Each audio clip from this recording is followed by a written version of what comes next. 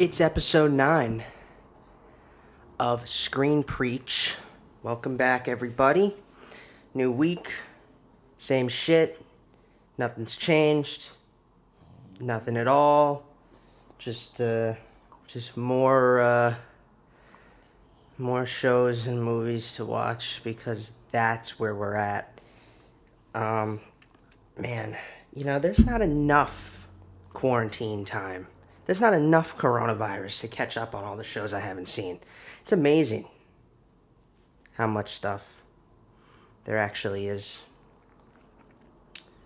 I literally have a list of stuff I still haven't seen that I want to see, and it's like, it's crazy. Yeah. Yeah. Yeah. I'm excited. I'm still trying. We're a little bit. Uh, we got a little delayed with my intro, my new intro that I'm getting. My friend from school, from college, is making an original score for the introduction to this show, which is cool. It should be here for the special next week. Next week is officially the Star Wars Screen Preach special episode. Episode 10 will be fun. I'm excited. I'm looking forward to that. I'm just going to get into it in every possible way I can think of to get into it. Because Star Wars is a lot. So I'm just going to, it might go a little long, but it'll be fun. For me, anyway. Because honestly, that's why I do this. I'm not doing it for you. I'm doing it for me. You know? No, you don't. Don't, comment and stuff. Let me know what you guys are watching. For those of you who actually keep tuning in, I mentioned before, I rewatched Star Wars, so it was fresh in my mind for me to do the special next week. But I also started the Clone Wars series for the first time. Because it's always been talked about as a great Star Wars show, even though it's animated. It's definitely aimed at kids, but it's super enjoyable for anyone who loves Star Wars, and it is a really fantastic series. Yeah, so I can't stop watching it, so that's cool. I'm already in season 3, and I know the final season is out right now on Disney Plus, so I'm trying to not catch up. You know what I mean? Like, I'm trying to finish the first 6 seasons just in time for all of season 7 to be out, so I don't have to wait, because it's weekly, the new episodes. That's how Disney Plus does it, which is cool, actually. Kind of like that. Not every streaming service has to drop the whole season. You can do the weekly thing. It makes it. You know what it is about dropping it all at once and dropping it weekly? It creates more of a conversation if it's dropped weekly. If it's all one season at once and everybody watches it at a different time too, binges it at their own time, there's conversation, but it's less than if you carry the season out over a long period. It gives more people time to join that circle, and it's more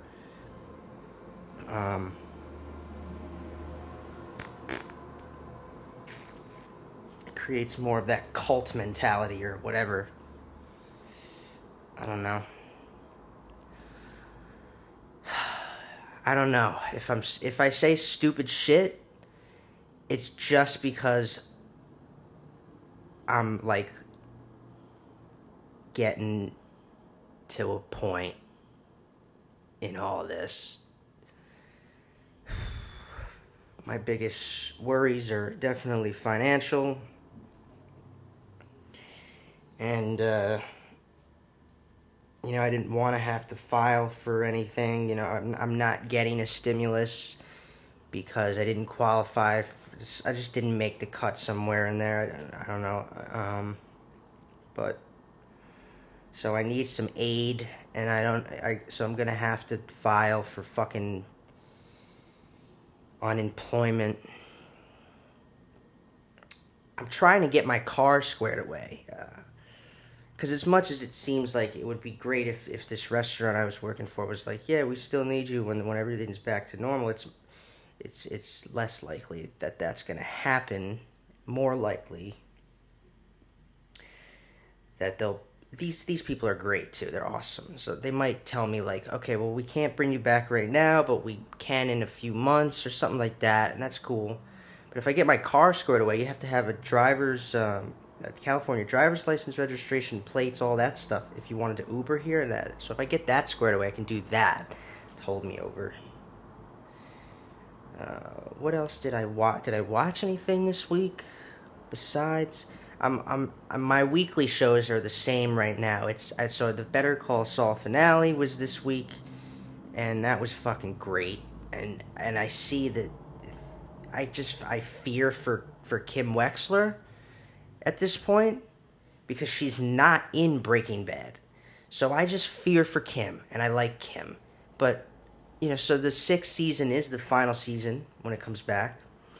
And they're going to lead right up into Breaking Bad. They are. And, that Vince Gilligan and Peter Gould are trying to find a way to bring Bryan Cranston and even Aaron Paul back for maybe like one episode, like just to bridge it right in some cool way. It would be so cool to see that too.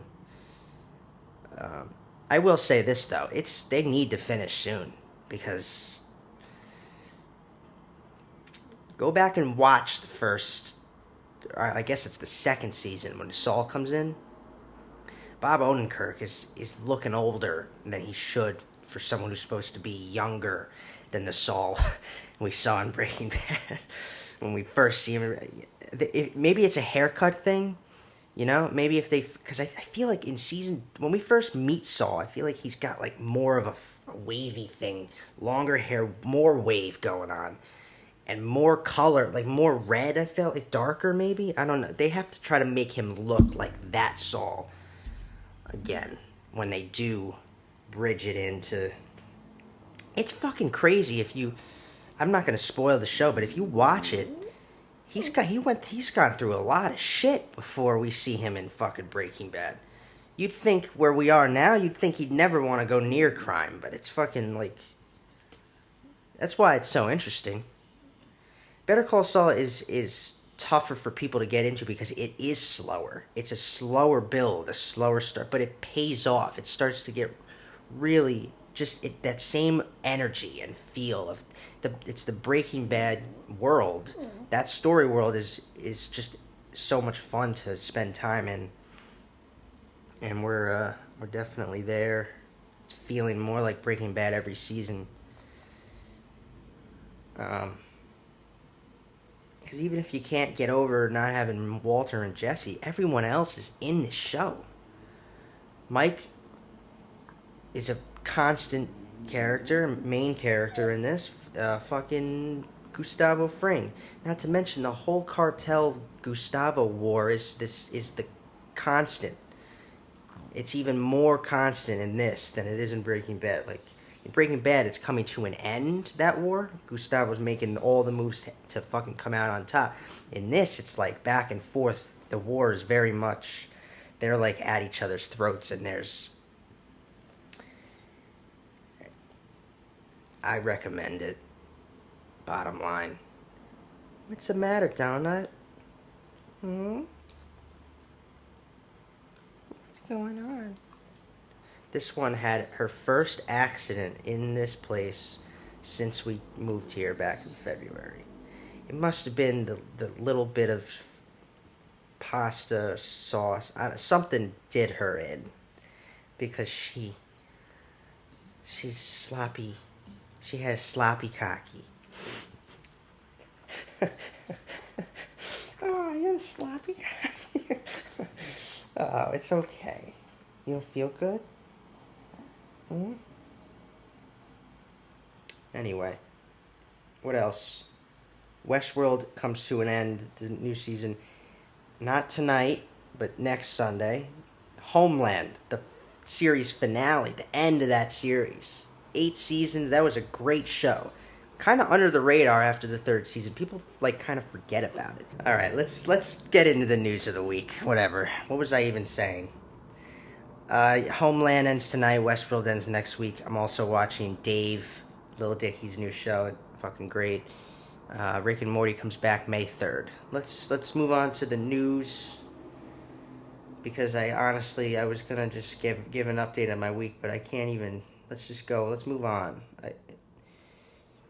So if you follow Screen Preach, which you should, on Instagram, I gave updates on some stuff.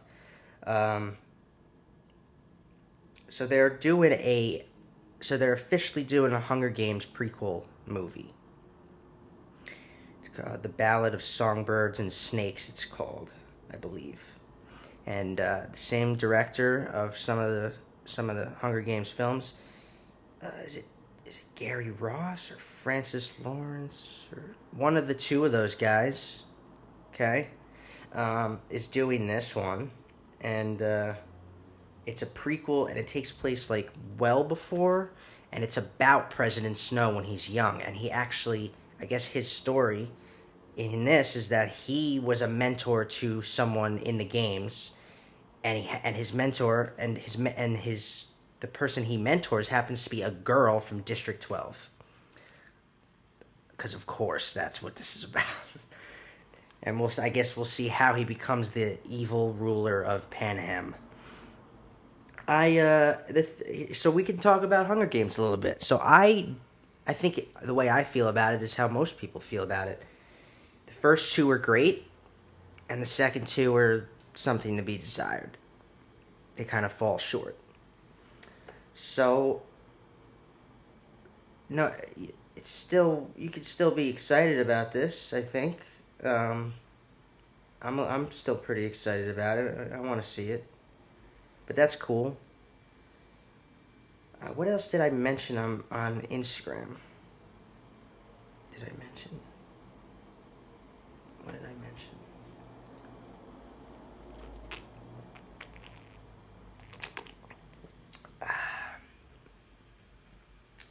No dinner. I don't think, you know. I don't think. You don't feel good. She shouldn't have eaten breakfast. I gave her breakfast. And then it ends up over here on my floor. You know? On my carpet, too, of all places. Her choice of where to do it is always impeccable, you know? If I hadn't moved, she would have done it right on me, because that's okay, I guess. If you feel that, go get out of here, you know? I don't know. Way easier to clean up on the regular floor than the carpet, right? She has a knack for doing it in my car. She gets car sick. It's like a constant thing in my car, and it's never easy to clean up in a car. The fabric, seats. Well, this is what we're talking about puke in this episode. That's where we're at there. She really doesn't feel good. You okay, honey? Take a nap. Take a nap. So they're doing new seasons of the Pokemon animated series. For people who... And it's going to be on Netflix. New seasons. That's kind of that's interesting. I'm not like a big, like... I'm not into that stuff, really. Whatever. It's funny. Anime is cool, and there's a big fan base. I never got into it. My thing was always the American, I guess, counterpart. Like Star Wars is like, man, I watched an awesome episode of Clone Wars last night where they did it's called Four Bounty Hunters, and it's a rehash of the movie Seven Samurai. So it's like the same premise. They help like farmers from like pirates and like it was really cool. That was a cool episode. I don't know what were we talking about? Okay, so what else do we have here?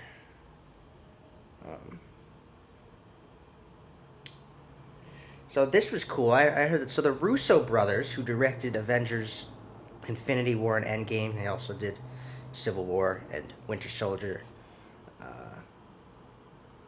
They're still in constant talks with Marvel. Apparently, they continuously meet with them and talk with them. Just there's always discussions being had. I could easily see them coming back and doing something totally new. If anything, I'd want them to do Fantastic Four. Whatever Marvel's Fantastic Four is, have the Russo brothers do it. That I guarantee their version of it would be fucking awesome, man. They get it right too, and have McFeely and Marcus and McFeely, the writers, who unbelievable writers to do what they've done. They did all of those movies that the Russo brothers directed. So Winter Soldier, Civil War, Infinity War, Endgame. Have them write Fantastic Four. That is what I'd like to see them do. But honestly, anything that they do would be, it automatically, the hype becomes next level. Just because of their success so far with Marvel. That's another thing on Instagram. I mentioned how another Star Wars series has been announced, and it's being done by the Russian Doll creator. I haven't seen Russian Doll. I don't even really know what it is. Sorry for fans of that, but I don't. But it's supposed to be female centric, and she's doing it, and that's cool. It's crazy too because there's so much stuff now. Like there's a lot of stuff that they've announced that we know no details about. So they're doing a new movie trilogy or a new movie series that starts in 2022 that we know nothing about. Although if I had to guess, it's going to take place in the High Republic era because that's where they seem to be focusing their comics on now, which is awesome. The High Republic is like 200 years before the prequels. So 200 years before the Phantom Menace, before Anakin Skywalker is found by Qui-Gon Jinn. 200 years before that. So Yoda would be in more of a prime too. It would be like there's some good story there to work with, I'm sure.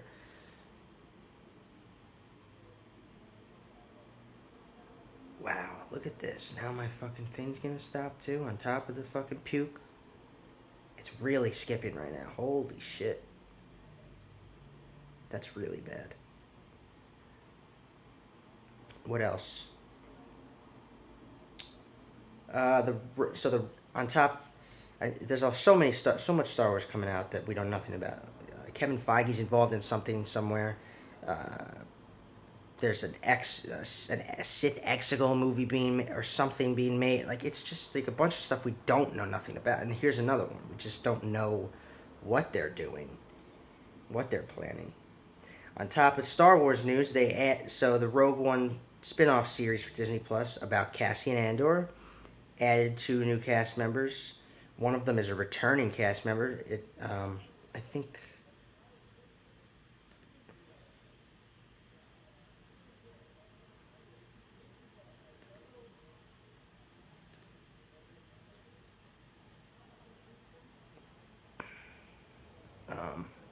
One of them was in Rogue One.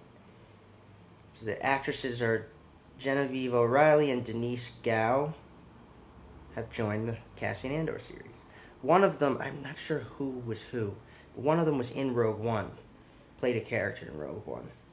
I hate when I can't stand when this happens. So I bring up the article and subscribe if you want to continue. Fuck you. I'm not subscribing to look at an article on the fucking internet. All right, not doing it. The amount of shit everybody wants your money all the time. No. So I'm sorry, I can't confirm who it is I know played a character in Rogue One because I can't see it. Moving on.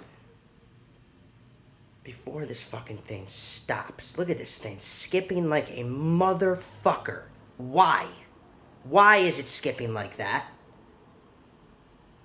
Chris Pine to star in The Saint reboot film directed by Dexter Fletcher. Finally, an article that doesn't want my money. All right.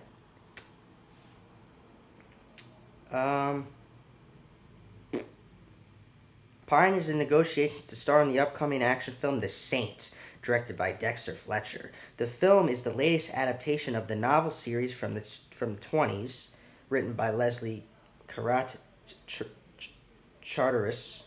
Charteris. In the 60s, Roger Moore starred in a TV series based on the works. Okay. Some stuff I didn't know. I don't know what this is. This is fucked up. I should know this, right? In 1997, Val Kilmer attempted to get a film franchise version of The Saint off the ground, but ultimately failed. Now it's Pine's turn. So they're starting this up. Cool, man. Dexter Fletcher is best known for Bohemian Rhapsody and rescuing Bohemian Rhapsody and helming. So he didn't direct Bohemian? What did he do? He directed Rocket Man, I know that. And the reboot is written by Seth Grahame-Smith. The Saint tells the story of Simon Templar, a Robin Hood-style thief for hire that goes on various adventures and heists all around the world. That's cool. I'm looking forward to it because it just sounds interesting too. The Batman trilogy's Joker will reportedly be like Birds of Prey's Black Mask. So I saw this briefly. What they're planning on doing with... So the Batman comes out next year. Robert Pattinson is playing Bruce Wayne.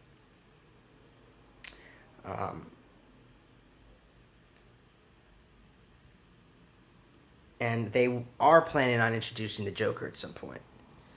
Here's where it's just like...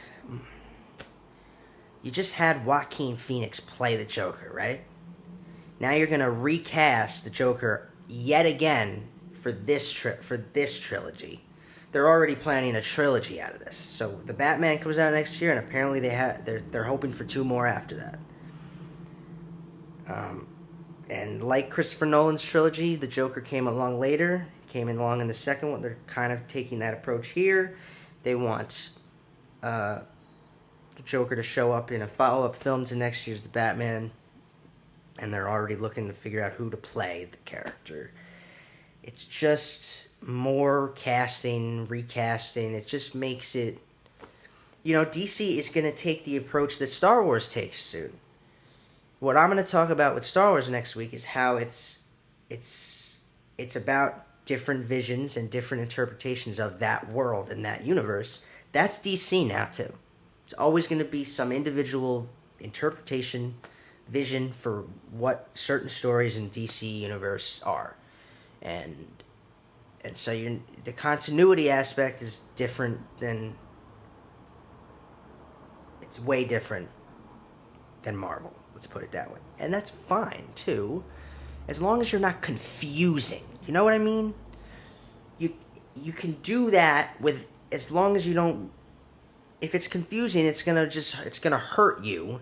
If you can do it in a way where it's not confusing, I think with Star Wars is... I'll get into Star Wars. But next week is a special, okay? But Star Wars has a generational aspect to it. There's a lot of years in between each movie trilogy. If you can use time to your advantage, maybe you can help make it less confusing. DC, if you can do that, I don't know. Otherwise... But yeah, and they apparently want the Joker's feel to be like Black Mask's in Birds of Prey, which I could kind of see. As long as he's not a whiny bitch boy like Black Mask in Birds of Prey. I don't know. I don't care. I also mentioned on Screen Preach's Instagram how The Mandalorian Season 3 is already in the works. Season 2 comes out in October, supposedly still comes out in October. No delay news on that yet. And the 3rd season is in the works. Probably being written by Jon Favreau. No wonder The Mandalorian was such a hit when you got Jon Favreau as the creator, who fucking brought the Marvel Cinematic Universe to life with Iron Man. So yeah.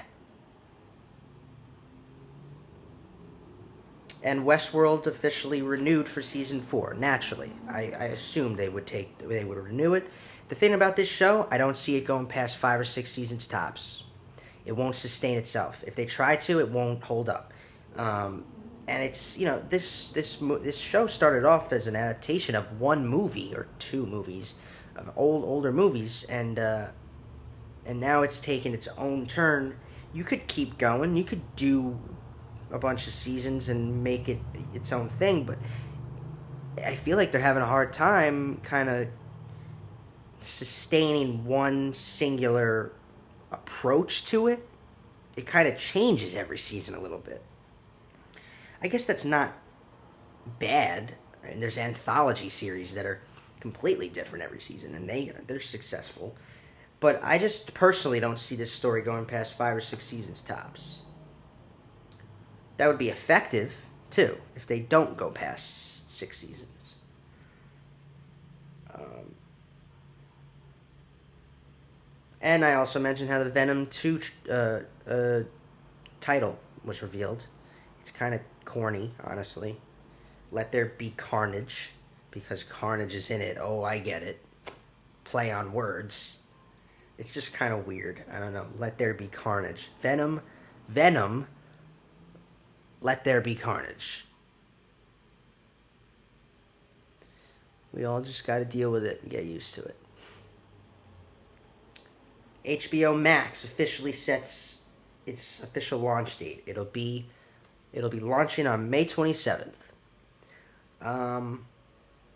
If you have HBO now too, I think you automatically get HBO Max, that's how I'm getting it. It's something you may want. They're going to have a bunch of cool original stuff, and I think I mentioned, they got shows like Friends, Fresh Prince. Although I looked up their lineup, I don't see Fresh Prince in there. Better be in there, though, because I want to rewatch that.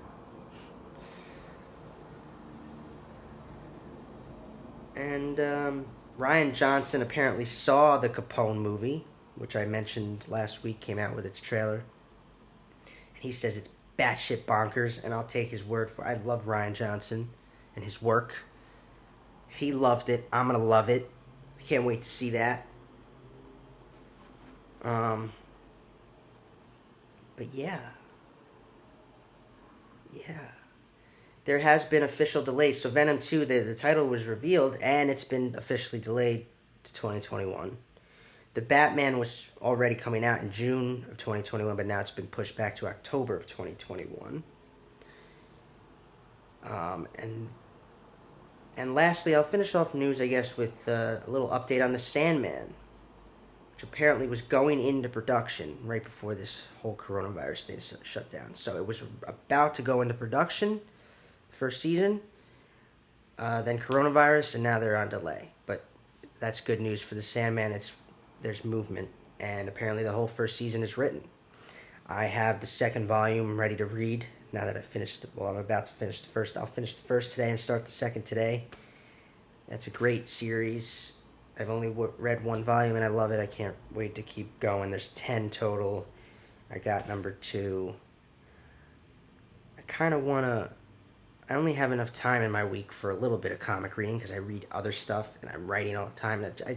I'm very schedule oriented and I have all kinds of stuff going. I can't make this shit up. She shit on my floor again. It's impeccable. Literally what? 15 minutes after puking? Her stomach is just giving up on her right now.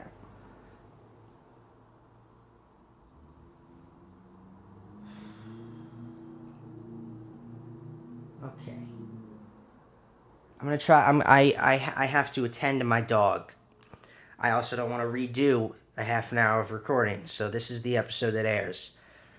So enjoy the Screen Preach special edition episode.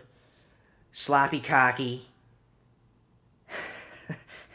I should subtitle this episode "Sloppy Cocky." It kind of actually works a little bit because the movie I'm going to talk about, I'm going to go through this now because I need to take care of my dog. The movie I was going to talk about today is Underwater, fairly new, Kristen Stewart's latest, and Sloppy Cocky is the way to go because it wasn't that good. And so I'm gonna one of the let's talk about this movie, before she does something else. In the name of the Godfather, the Son of Odin, the Holy Jedi. See here, yeah, I didn't say. I put it in the middle of the. All right, so in terms of story and script, right off the bat, it's going to be hard for people, like it was hard for me, to immediately have to listen to Kristen Stewart in voiceover opening the film. So you hear her in voiceover opening the film, and first thing I thought of when I heard that was Twilight, because she does that in Twilight, and that's not what I wanted to be thinking about. Luckily, she only uses voiceover in the beginning and at the end, so it's not the whole movie. Tonally, the first thing this film made me feel was an Alien type vibe, like the movie Alien. But I didn't embrace the story world with this film like I did with something like Alien. So my first problem was that things happened too quickly. Things got to the. I mean, the shit hit the fan like right away, which if every time she moves, I'm worried now.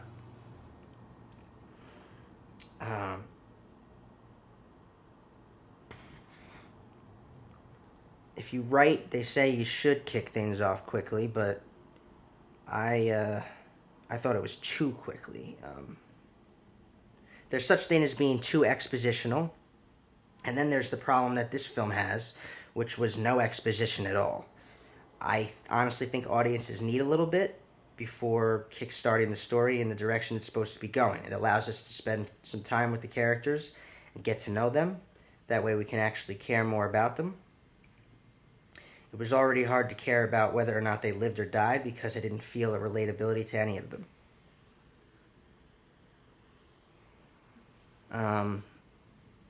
As the film went on, this got a little better, but almost too little too late. It's interesting, too, because if you watch the trailer for this movie, there is a scene of them hanging out in the trailer. I'm presuming the night or day before that everything goes down. Having a drink, they're having drinks and they're talking and shooting the shit. It would have been the perfect scene to give us a little more character development. Not sure why they cut the scene, too, because it's not like the movie's that long. It's an hour and a half. So any cutting they did just managed to harm the narrative, not help them. It didn't help, In a horror movie, everything depends on how you build suspense. And although at first they actually don't do too bad in that regard, it doesn't hold up throughout the film. You really do have to build to moments, and I just kind of thought everything happened too fast, as if the filmmakers were trying to get through it, When your whole concept hinges on the fact that there are creatures or monsters, you definitely don't want to show them too quickly or too much. After seeing these monsters twice, they weren't scary anymore. Although one genuinely scary moment for me was at the end when one of them started swallowing Nora, played by Kristen Stewart, whole, like started eating her whole, and that was fucking freaky shit because honestly, that's a scary thought to think of something eating you whole. So that was pretty good. Also, the big monster at the end, which should have come off as an effective and scary twist, just felt out of nowhere and overkill at that point. And as usual, I like to talk about structure, so whether or not the movie worked structurally, the inciting incident that kickstarted the story was when the station explodes in the first 2 minutes. Like I said, though, I thought that was too quickly for me. I'm going to take a guess and say that the reversal is when the creatures become a real threat. So when they start chasing our main characters consistently, so I think maybe the reversal was when they the monsters cause the elevator shaft to disconnect and crash to the bottom of the ocean floor, thus causing our characters to have to improvise and keep moving.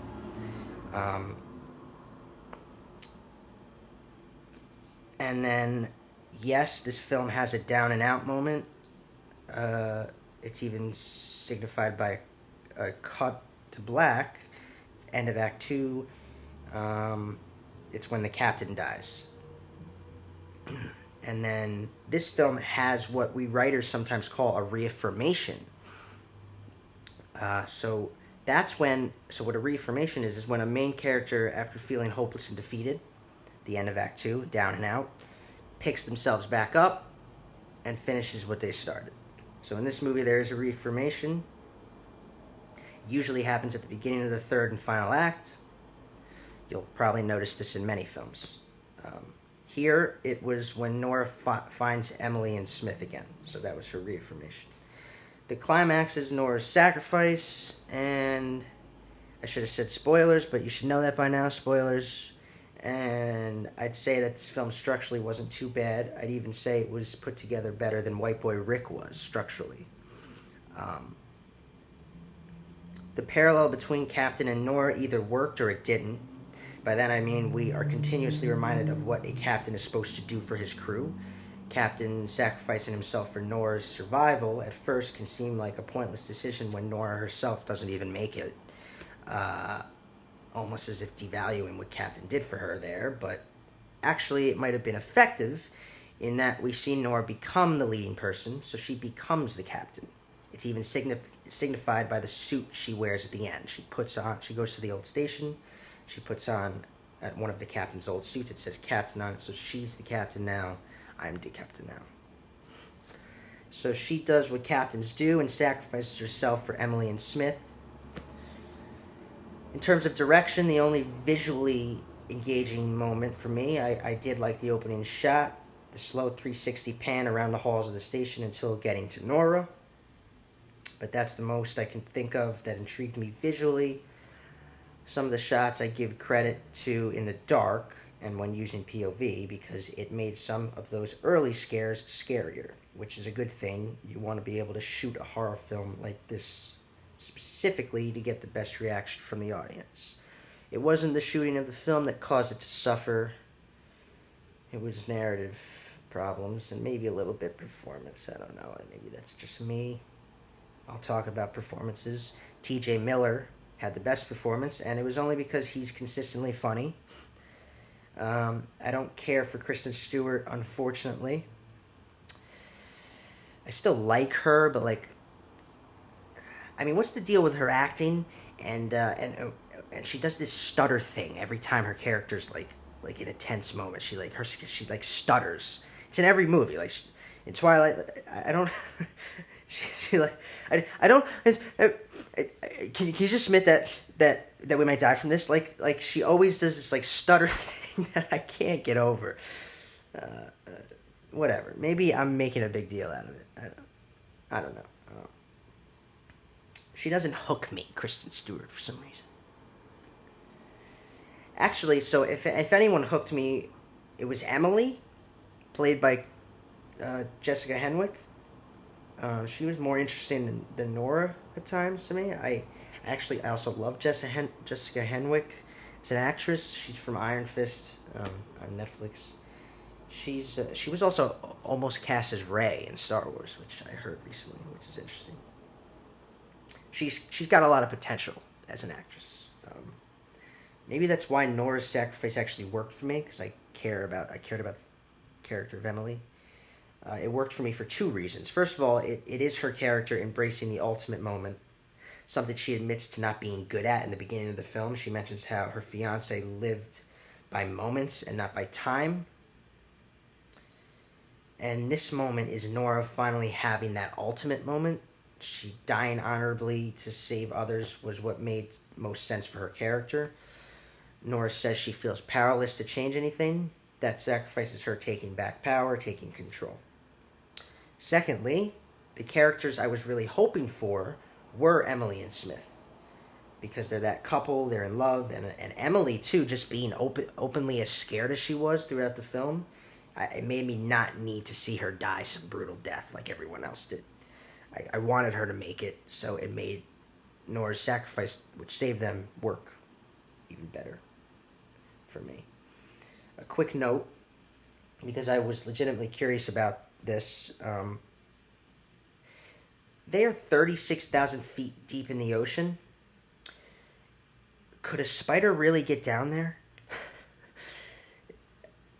In the beginning, she finds a spider in the. I guess like it comes down with the human shit. Like it just made its way down there. I guess, but I don't know. It came off as weird that there'd be a spider down there. Also, I'm guessing there was supposed to be some symbolic meaning behind the spider and the fact that she doesn't kill it. Is the spider supposed to represent the fact that it doesn't belong there, signifying the common theme of being unwelcome? The people in this film don't belong where they are. One of the lines is, "We took too much and now it's taking back." And it's clear they are not there. It's clear they're in the territory of these creatures. They don't belong there. So I guess that was maybe the point of the spider. My overall take on this movie, it's a horror movie, right? There just weren't enough scares in general. I jumped once. The first moment with the creatures when the baby jumps out of the back of the body was the best scare of the film, no doubt. But one really good scare can't hold the movie together. The film lacks, most of all, a recognition of some sort on the part of the main character, or really any character. You could say it's the ending, her realizing that she needs to sacrifice herself, but I mean in terms of effectively weaved together story and plot, the film lacks depth. And by that I mean there's not enough answers to questions we naturally have about this story world. That was the big thing for me. People say story world doesn't matter, but I always find it a key thing in pulling your audience in. The lore of a story world can actually make a big difference. It matters more than you think. I wanted to know what the deal really was with these creatures. I wanted to know if some of the characters maybe knew things that others didn't. Maybe some of those characters were keeping secrets. There are a lot of strange moments like this where it seems like there's more to know. More to know about why they're drilling at the bottom of the ocean, or when at times it seems like the captain knows something the others don't. I, there are many times when it seems like they are going to reveal some truth, some recognition is going to happen, a twist of importance, but it never comes. They just throw some big monster at us instead at the end. I don't fucking know what that was. For instance, they set up the abandoned station as if it hides some secret, and when Nora gets there, they even show a map in the captain's locker, like there's something to find out, but they never expand on this. So it was weird. It was all came off as, give me more. Like, we leave this story world faster than we enter it, and then it's just over. With these kind of movies, you need to do a few things. First of all, you want to show your monster as little as possible. I think that's why a film I'm as an example, American Werewolf in London, that worked so well because you barely get a glimpse of that werewolf until the end. And when you finally see it, it's even fucking scarier than you thought. But even another thing too, though, is even movies like this should have some thematic resonance of some sort, and there wasn't a whole lot. I ultimately didn't get what her sacrifice was supposed to mean because it's not like the themes of that moment recur throughout the film.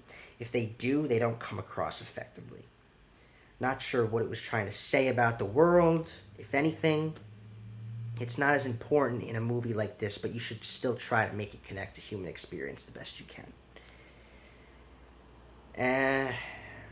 I will say one thing that was really fresh for me was the deaths in this movie. They were done in an interesting and different way, also adding to the fact that I really felt how scared Emily was and was hoping she wouldn't get one of these brutal deaths. They were just fresh takes on the way to kill someone. They were really gruesome, cringeworthy, and they were just kind of the coolest part sometimes. Here's the thing, though. The concept of this movie is not original at all. It's typical semantics of this kind of genre. You got the crew, you got a heroine, you got one couple usually, and then the odd funny guy, which was T.J. Miller. It's a common trend we've seen before. It was just a poorer attempt at this genre. It is freaky and scary for the first half. I'll say that. Bottom of the ocean, dark, monsters. Did okay building to the reveal of them a little. But the back half loses me, and when it ended, I didn't feel like I got enough answers, so I wasn't overly satisfied. So overall, here's my rating. In the end, I was glad it wasn't too long, actually, because it wasn't holding me enough. But more than that, I think me wanting to see this comes into play for me. I was actually looking forward to this movie. I saw the trailer and I was like, that could be good. That could be scary and interesting. And then it just ended up being disappointing. And so I give it a 6.5 out of 10. It was disappointing.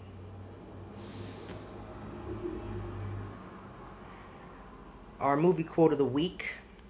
Today's genre is science fiction horror. So here we go. You know, I don't know which species is worse. You don't see them fucking each other over for a goddamn percentage. Name that movie. And be specific, because it is part of it. Your hint is that it's part of a group of a franchise of movies. Be specific on which one. As always, I'm your host, Ben Morganti. Follow the show at Screen Preach. Follow me personally at the Ben Morganti. Check out my website, benmorgantistory.com. If you want to support the show for real, become a patron at Patreon. You can find this on Apple Podcasts and on YouTube at Morganti Studios, or by just searching Screen Preach. You can find the movie quote of the week on Twitter, or I'll put it up on Instagram. Please follow the show. Be safe. Keep watching stuff. Let me know what you're watching. And have a cinematic week.